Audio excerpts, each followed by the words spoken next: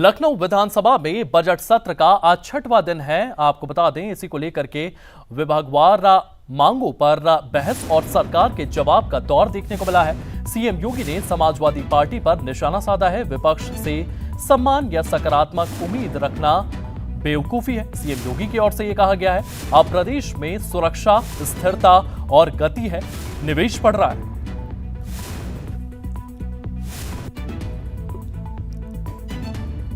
तो सीएम योगी ने समाजवादी पार्टी पर निशाना साधा है।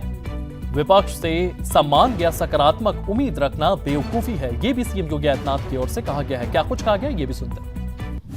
रोजगार सृजन के अभियान है।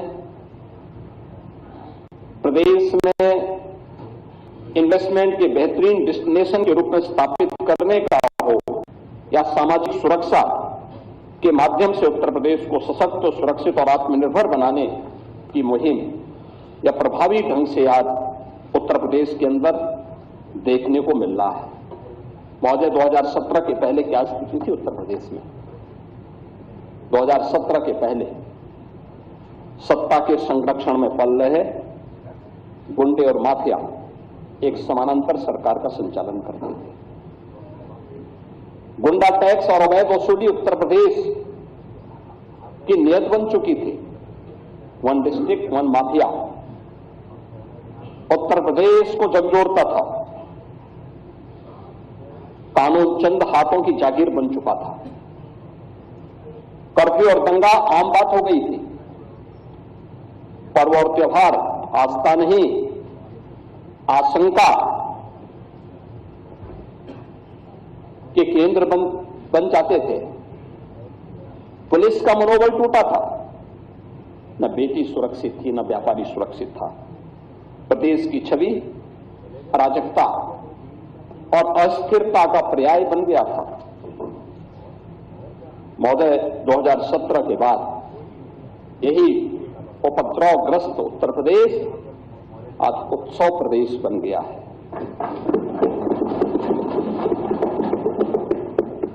आज कानून का राज है। हमने बार बार कहा है, विकास की पहली शर्त रूल ऑफ लॉ है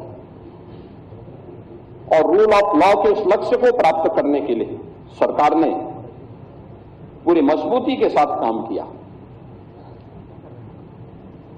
प्रदेश के अंदर रिकॉर्ड पुलिस भर्तियां की, महिला सशक्तिकरण पर ध्यान दिया, युवाओं के लिए नई नई योजनाएं बनाई, मॉडर्न पुलिसिंग और सुदृढ़ साइबर एवं फॉरेंसिक इंफ्रास्ट्रक्चर के विकास के लिए कार्य किया। आज उत्तर प्रदेश के अंदर सुदृढ़ कानून व्यवस्था की स्थिति के कारण उत्तर प्रदेश अब फेयर जोन से फेक जोन में बदल गया है। अब उत्तर प्रदेश में भय नहीं बल्कि आस्था के कारण लोग उत्तर प्रदेश के अंदर आ रहे हैं और ये आस्था आज उत्तर प्रदेश के। वहीं वाराणसी से अगली खबर सामने आई है, जहां पर मुख्य निर्वाचन अधिकारी की एसआईआर को लेकर के प्रेस कॉन्फ्रेंस देखने को मिली है। चुनाव आयोग के निर्देश पर यहां पर अभियान चलाया जा रहा है। अभियान का नाम है रेनवा। आपको बता दें, पारदर्शिता और सटीकता के लिए किया जा रहा है यहां पर प्रयास। योग्य मतदाता छूट न जाए और अयोग्य नाम हटाए जा सकें। दावे और आपत्तियां दर्ज कराने की अवधि भी बढ़ाई गई है। ये हमारा गणना चरण कुछ समय इसका बड़ा था। शुरू में जो इसकी अवधि थी 26 दिसंबर तक ये चला और 6 जनवरी 2026 को उत्तर प्रदेश की ड्राफ्ट वोटर लिस्ट पब्लिश हुई, आलेख्य मतदाता सूची, जिसमें 12,55,56,025 वोटर्स के नाम आए थे। और इस गणना चरण में प्रारंभ में जब हमने इसको शुरू किया था तो 15,44,00,000 से अधिक वोटर्स थे। तो इस गणना चरण के दौरान लगभग 2,88,00,000 ऐसे नाम थे जो 27 अक्टूबर को हमारी लिस्ट में थे, लेकिन जो 6 जनवरी की हमारी ड्राफ्ट आई उसमें उनके नाम नहीं थे। विभिन्न कारणों से नाम हटे, जिनमें ऐसे वोटर्स थे जिनकी मृत्यु हो गई, ऐसे वोटर्स थे जिनका नाम एक से अधिक बार पहले से वोटर लिस्ट में था, ऐसे वोटर्स थे बड़ी संख्या में जो जिस जगह से उन्होंने पुराना अपना वोट बनाया हुआ था वहां से अपना रेजिडेंस शिफ्ट करके कहीं और चले गए परमानेंटली। ऐसे वोटर्स थे जिन्होंने गणना फॉर्म लिया लेकिन हस्ताक्षर करके बार बार संपर्क करने पे भी बीएलओ को नहीं दिया। कुछ ऐसे थे जो मिले ही नहीं क्षेत्र में, जिनको हम एब्सेंट या लापता कैटेगरी में बोलते हैं। ऐसे 5 कैटेगरी में ये लोग थे जो अनकलेक्टेबल्स जो फॉर्म आए 2,88,00,000 वो इन 5 श्रेणियों की वजह से थे। वहीं ग्रेटर नोएडा के दनकूर थाना क्षेत्र अंतर्गत दल्लेगढ़ गांव में एक बेहद दर्दनाक खबर सामने आई है। यहां एक 3 साल के मासूम देवांश की पानी के गहरे गड्ढे में गिरने से मौत हो गई है। ग्रामीणों और परिजनों ने जब उसे बाहर निकाला तब तक उसकी सांसें थम चुकी थी। ये नन्ही जान एक पल में छीन ली गई। मां की गोद सूनी हो गई, पिता टूट चुके हैं। ये महज एक गड्ढा नहीं, प्राधिकरण की लापरवाही भी है। पूरी खबर इस रिपोर्ट में देखिए।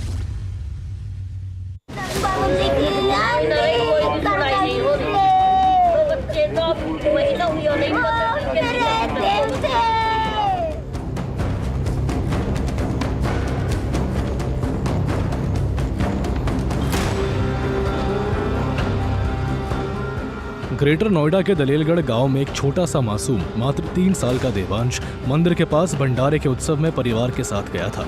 वहां का माहौल भक्ति और खुशी से भरा हुआ था। लोग प्रसाद बांट रहे थे, हंसी खुशी की आवाजें गूंज रही थी। लेकिन उसी बीच एक खेल में देवांश का छोटा सा पैर फिसल गया और वह पास ही बने गहरे पानी से भरे गड्ढे में जा गिरा।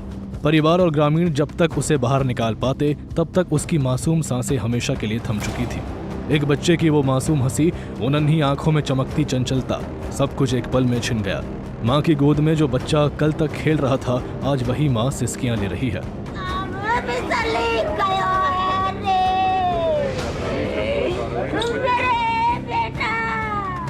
पिता का चेहरा उदास और टूटा हुआ है। पूरा परिवार मातम में डूबा है। किसी बात की इस बात की जानकारी नहीं थी और सभी बच्चे जो खेल रहे थे तो उसको बहुत देर तक देखने के बाद में तालाब के पास चारों तरफ देखा, जब नहीं दिखाई दिया तो तालाब में देखने की कोशिश करी, उसमें उसका टोपा नजर आया, वो उसमें डूब गया। देखो जी, हमारा बच्चा तो वापस आ नहीं सकता। जो वो लापरवाही गवर्नमेंट से हुई है उसकी घेराबंदी करें तालाब की, यहाँ ही नहीं और कहीं पर भी, और आर्थिक मदद जो भी हो वो आप जो गवर्नमेंट चाहे वो कर सकते। अच्छा खासा एक घूट चाय पी के गया था, वहाँ जाके खेला था, पानी भी पिया था।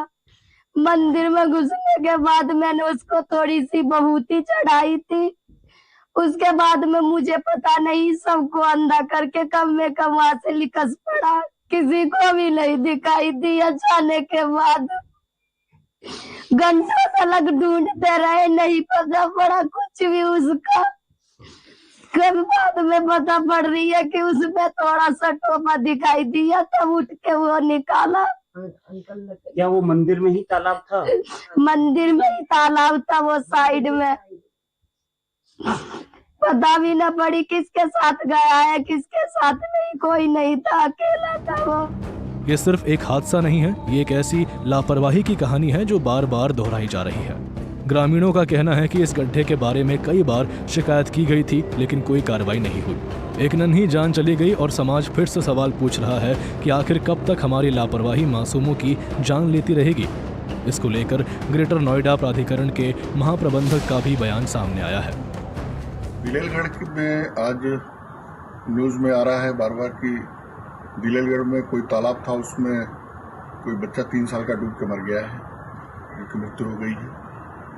इस संबंध में प्राधिकरण द्वारा तुरंत संज्ञान लिया गया और दिलेलगढ़ में वहाँ के वर्क सर्किल के सीनियर मैनेजर को भेजा गया। उन्होंने जाकर वहाँ जब सारी चीजें पता की तो पता चला कि ये खसरा संख्या 373 है, जिसके मालिक गंगाराम और धर्मवीर हैं और उनके द्वारा उनका यह तालाब है, उनके उस पर उनका प्राइवेट उपयोग में लिया जा रहा है, तो जिसके कारण प्राधिकरण उस पर सीधे कोई कार्रवाई नहीं कर सकता। अब इस बात पर प्राधिकरण काफी दुखी है उस घटना को लेकर के कि एक बच्चे की अकाल मृत्यु हो गई इसमें।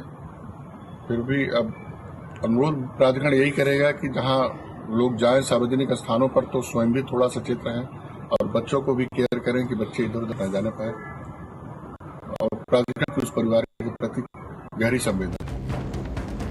देवांश बच्चा हमारा अपना होता है। उसकी मौत सिर्फ एक परिवार का दर्द नहीं, बल्कि पूरे समाज की चेतना को झकझोरने वाली पुकार है। काश वो गड्ढा पहले ही भरा जाता या घेरा लग जाता तो शायद आज देवांश अपनी मां की गोद में खेल रहा होता। ये घटना दिल को चीर देने वाली है और हमें याद दिलाती है कि सुरक्षा की जिम्मेदारी कितनी बड़ी है, खासकर उन नन्हे कदमों के लिए जो अभी दुनिया को समझ भी नहीं पाए। सिस्टम की लापरवाही से एक और जान आज जा चुकी है।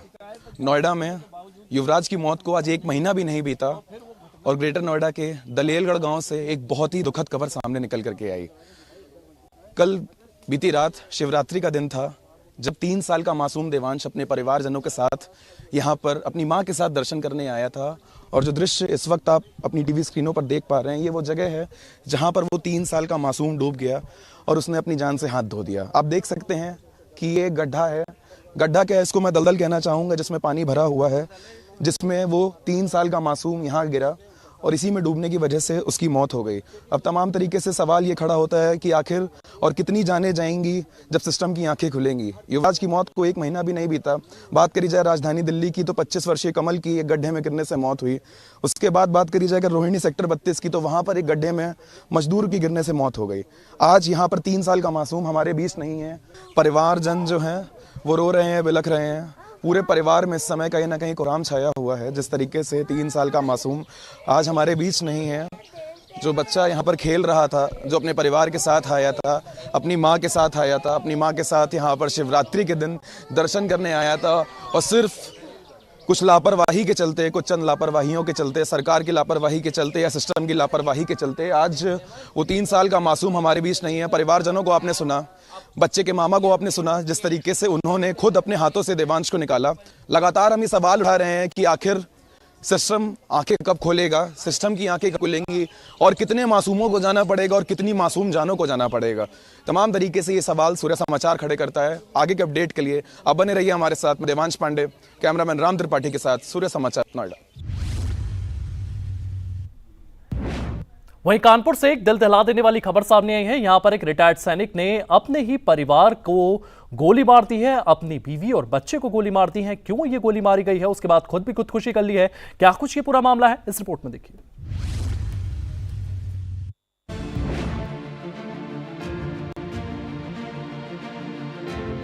कानपुर से एक बेहद दिल दहला देने वाली और हैरान करने वाली घटना सामने आई है, जहां एक रिटायर्ड फौजी ने सोमवार सुबह अपने घर में अपनी पत्नी और 16 साल के बेटे की लाइसेंसी वाली बंदूक से गोली मारकर हत्या कर दी। इसके बाद खुद रेलवे ट्रैक पर जाकर एक मालगाड़ी के सामने लेटकर आत्महत्या कर ली। ये वारदात सेन पश्चिम थाना क्षेत्र के बखरिया गाँव में हुई, जहाँ 51 वर्षीय रिटायर्ड सैनिक चेतराम पासवान पत्नी सुनीता वर्मा और बेटे दीप को घर के अंदर मार दी। दोनों की मौके पर ही मौत हो गई। हत्या के बाद आरोपी बाइक से निकले और पास के कठोगर झमलीपुर अंडरपास के पास रेलवे ट्रैक पर पहुंचकर खुद को ट्रेन के नीचे लेटा दिया, जिससे उनकी भी मौत हो गई। पुलिस के अनुसार घटना के पीछे घरेलू विवाद या कोई अज्ञात कारण हो सकता है, लेकिन अभी तक स्पष्ट वजह सामने नहीं आई है। अब हम तो कम से कम 15 किलोमीटर 20 गाँव मार दूर है, हम क्या बताएं आपको। यहाँ कौन कौन रहता था? इन बीबी, एक लड़का, बिटिया की शादी कर दी, नहीं यही रह रहा तीनों लोग। हाँ। भाई का क्या नाम है जो अंदर? चेतराम। बेटे का? बेटे का हाँ दीप राय। जो उनकी मिसेज थी? हाँ, उनका सुनीता नाम रहा है। क्या करते थे ये नौकरी करते थे, RBI बैंक, बड़ी बैंक है, उसमें गार्ड की नौकरी करते थे। पहले फौज में थे। हाँ, फौज की सेवा की, दम भर की, अच्छा की, कारगिल की लड़ाई 2 लड़के आए। कोई विवाद? हाँ, कोई बात नहीं, केवल जो है इनका कुछ कर्जा था। या कर्जा हो या न हो, हमसे बोले कर्जा है। तो अभी 1 महीने 15 दिन मुश्किल में है। 1 बीघा खेत के इनका पूरा 12 लाख पैसा इनका दिन का बैंक द्वारा ट्रांसफर की इनका। बोले कर्जा है भैया, तो पिताजी बोले ऐसे 5 बीघा का 1 चक है रोड किनारे, 1 बीघा पिताजी अपने कार काल में खरीदो रहे, तो हमको ओखा दे दो दूर रहा है, हमको आप ना रही हो खेती बटी, तो वो दे दो इनके यहाँ कर रहा है। और मैं भी सोचे 1 बीघा केवल ले गए, तो 1 बीघा दे दिन का बेच के अपने हाथे बेचे 12 लाख के, गाँव के शख्स खरीदे, पैसा इनका दिन। कभी कोई विवाद किसी से विवाद आज तक हुआ ही नहीं है। इतना सीधा रहा है और इतना गर्म भी था, और आपकी जेब का नहीं है, अगर साथ में हो इतने जन हो कभी अगर उसकी जेब में आए तो किसी को नहीं देखा, खुद पैसा दिया है। पुलिस ने तीनों शवों को कब्जे में लेकर पोस्टमार्टम के लिए भेज दिया है। सीसीटीवी फुटेज और अन्य सबूतों की जांच शुरू कर दी गई है और मामले की गहन तफ्तीश चल रही है। ये त्रासदी न सिर्फ एक परिवार को तबाह कर गई है, बल्कि समाज में मानसिक स्वास्थ्य, घरेलू कलह, हथियारों की आसान उपलब्धता और पूर्व सैनिकों की मनोदशा जैसे गंभीर सवाल भी खड़े कर रही है। ऐसी घटनाएं दिल को चीर देती है और हमें याद दिलाती है कि कितने ही परिवार अंदर से टूट रहे हैं। जहाँ बाहर से सब ठीक दिखता है, चेतराम पासवान ने परिवार की इस दुखद अंत की कहानी पूरे समाज को झकझोर रही है और उम्मीद है कि जांच से सच्चाई सामने आएगी ताकि ऐसी वारदातें दोबारा ना हो। ब्यूरो रिपोर्ट, सूर्य समाचार।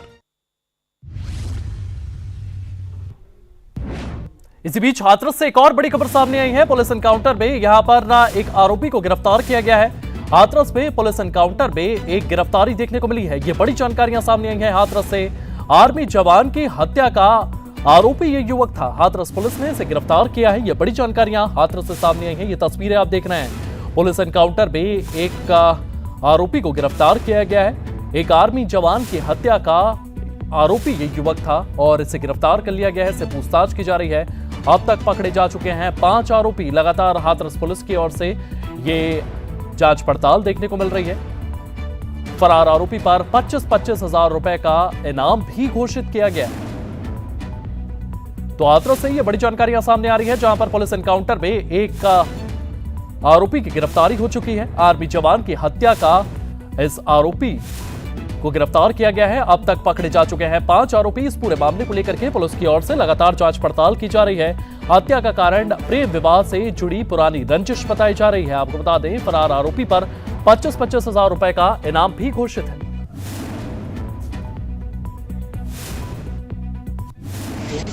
एक दूसरे द्वारा सूचना दी गई कि थाना सादाबाद में 5 तारीख को जो हत्या हुई थी उसका एक अभियुक्त मई बम्बा पट्ट की तरफ से मथुरा जाने की फिराक में है। इस सूचना पर पुलिस पार्टी द्वारा विद्युत बम्बा पर चेकिंग की जा रही थी। तभी एक मोटरसाइकिल सवार जो पुलिस पार्टी को देखकर हड़बड़ाकर जिसकी मोटरसाइकिल गिर गई तथा उसने जान से मारने की नीयत से पुलिस पार्टी पर फायर किया। जवाबी आत्मरक्षा फायरिंग में उसके घर में एक गोली लगी है। अभियुक्त का नाम हेमंत पुत्र जदवी है। उसके कब्जे से एक मोटरसाइकिल, एक तमंचा, एक जिंदा कारतूस तथा एक खोखा कारतूस बरामद हुआ है। अभियुक्त को उपचार हेतु सीएससी अस्पताल पहुंचाया गया है। मौके पर अध्ययन बदलने का। इस बीच एक और बड़ी खबर सामने आ रही है। आपको बता दें, सीबीएसई की ओर से कक्षाओं के लिए 12वीं की कक्षा के लिए एक प्लान बनाया गया है।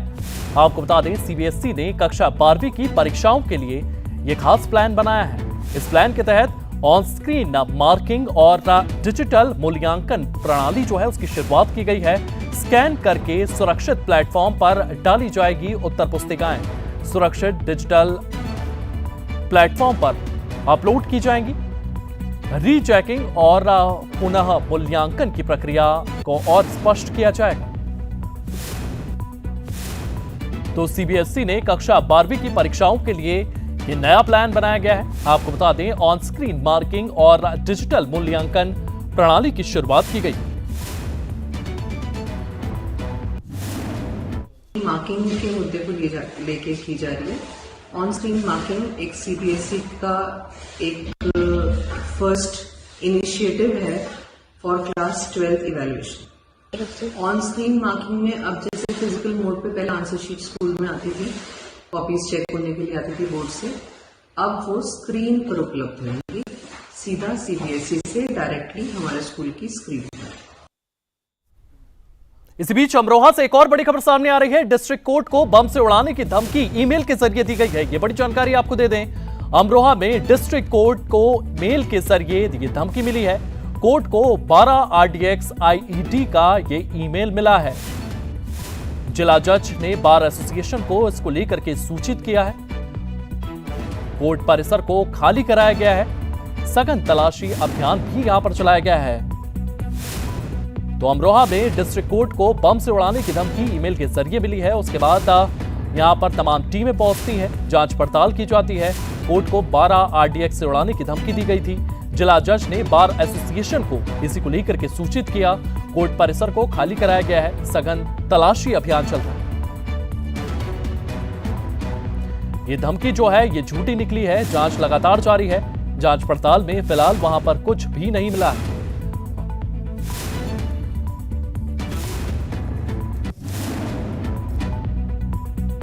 आईडी पर एक ईमेल प्राप्त हुआ था जिसमें तमिलनाडु में रिजर्वेशन को रोक लगाए जाने के संबंध में कोर्ट परिसर में आईडी ईमेल किया गया था। सूचना को गंभीरता से लेते हुए तत्काल पूरे कोर्ट परिसर की सघन चेकिंग कराई गई। एंटी सबोटाज टीम एवं डॉग स्क्वाड और पुलिस बल द्वारा पूरे कोर्ट परिसर की सघन चेकिंग की गई। साथ ही ईमेल आईडी की हमारी साइबर सेल द्वारा एनालिसिस वैधिक कार्य प्रचलित है।